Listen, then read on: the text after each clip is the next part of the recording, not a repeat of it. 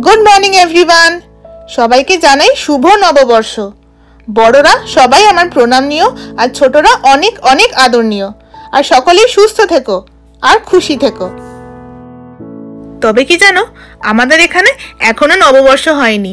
আজকে চৈত্র সংক্রান্তির বিকেল, আর এই বিকেলটাকে একটু সুন্দর করে কাটাবো বলে আমরা চলে এসেছি একটা স্পেশাল জায়গায়। মনে আছে, ঠিক আগের শনিবার আমরা এখানকার রোটারি ক্লাবের সাথে একটা সকালবেলা মর্নিং ওয়াকে এসেছিলাম। সেদিন যেখানে এসেছিলাম আজকেও ঠিক সেখানেই এসেছি, তবে খালি হাতে আসেনি।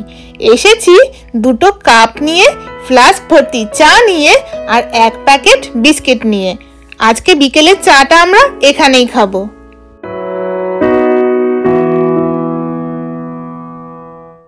এই সারা সপ্তাহ জুড়ে এত অসম্ভব কাজের চাপ ছিল যে ব্লগ করা তো দূরের কথা, খাওয়ার সময়ও পাচ্ছিলাম না। তাই আজকে শনিবার সকাল থেকে কাজ করে বিকেলে ভাবলাম একটু অন্যরকম কিছু করি। কাল পয়লা বৈশাখ, একটা নতুন বছরের শুরু। কাল তো কোনো প্ল্যান নেই, তাই যখন এই চা খাবার প্ল্যানটা মাথায় এলো তখন ভাবলাম কাল অবধি আর ওয়েট করে কাজ নেই। আজকে যখন মাথায় এসেছে তখন আজকেই যাই।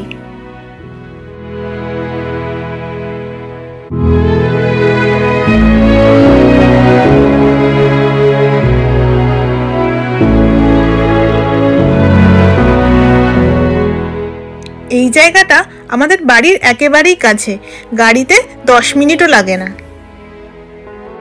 এই যে রাস্তাটা, এই রাস্তাটা ধরেই সেদিনকে আমাদের ওয়াকটা হয়েছিল। এখান থেকে গিয়ে গোল ঘুরে অনেকটা গিয়ে আবার আমি ব্যাক করেছিলাম। অর্ক আরো অনেকটা গেছিল, কারণ ও তো 5 কিলোমিটার হেঁটেছিল। আর এই যে দোকানটা দেখছো, এটা অনেকদিন ধরেই বন্ধ হয়ে পড়ে আছে। আর এখন আমরা যেখানটাতে উঠে এসেছি এটা একটা ওয়াচ টাওয়ার মতো বানানো, তারই দোতলায় দাঁড়িয়ে আছি। আর এত অপূর্ব দৃশ্য দেখতে দেখতে গরম গরম চা খাচ্ছি। তবে এবার আস্তে আস্তে সন্ধে হয়ে আসছে, আমরা এবার চাটা শেষ করে বাড়ি যাব। তোমরাও খুব ভালো থেকো, তোমাদের এই সারাটা বছর সামনের খুব খুব ভালো কাটুক, এটাই চাই। আর আমাদের পাশে থেকো। সবাই ভালো থেকো, সুস্থ থেকো। আজকে তাহলে আসি, টাটা।